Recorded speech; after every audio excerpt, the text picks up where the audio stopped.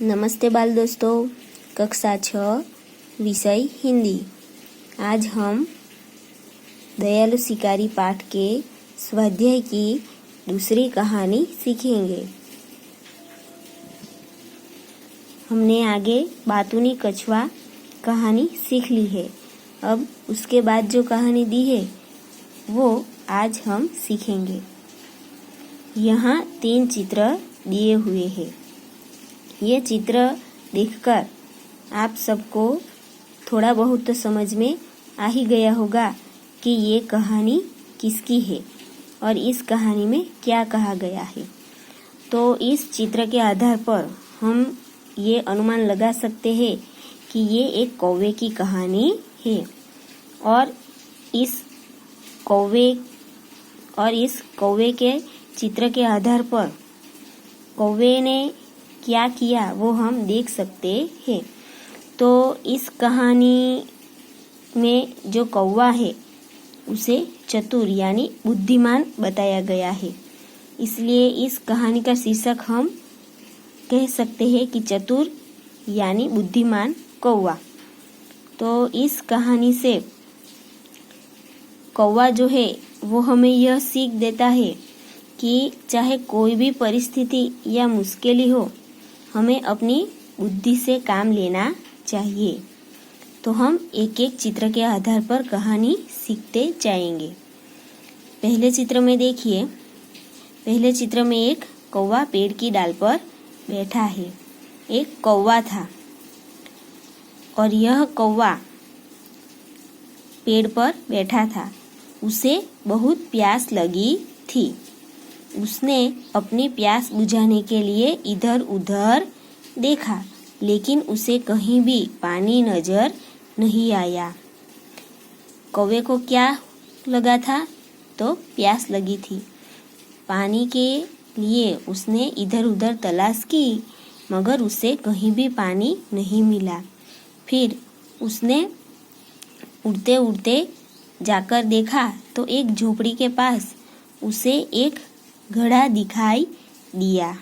घड़े को देखकर कौवा उड़ता हुआ घड़े के पास आ पहुंचा। इस दूसरे चित्र में देखिए कि कौवा घड़े पर बैठा है।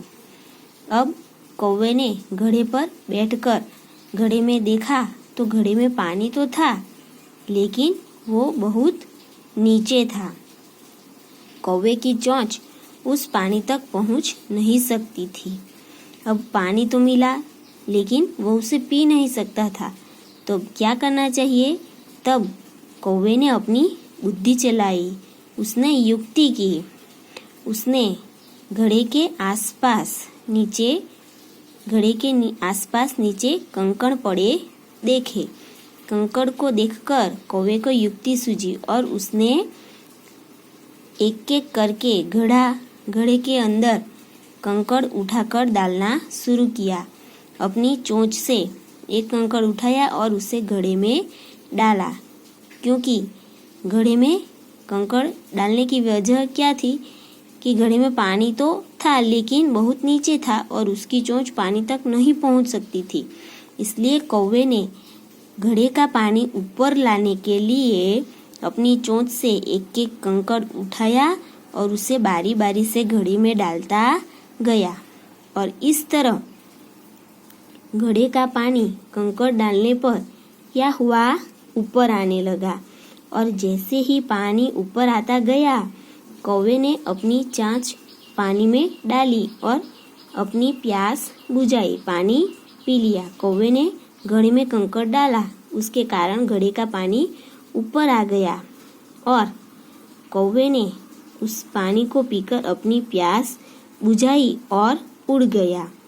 तो बच्चों, इस कहानी से हमें यह सीख मिलती है कि किसी भी परिस्थिति में अगर हम घबरा न जाए, अगर पानी नहीं मिला तो घबराना नहीं चाहिए, लेकिन कौवे की तरह चतुराई से, बुद्धिमत्ता से काम लेना चाहिए।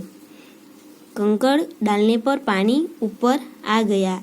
यहाँ पानी ऊपर आने के कारण कौवे ने अपनी प्यास बुझा ली। इस तरह कौवे ने जो ये युक्ति की, यही युक्ति से हमें ये कौवा कैसा लगता है? तो कि कौवा बुद्धिमान कहा जा सकता है। तो इस कहानी को आपको जिस तरह लेसन मिले उस तरह आपको अपनी नोटबुक में कहानी लिखनी है और उससे संबंधित जो प्रश्न दिए गए होंगे वो प्रश्न आपको अपनी नोटबुक में लिखना है।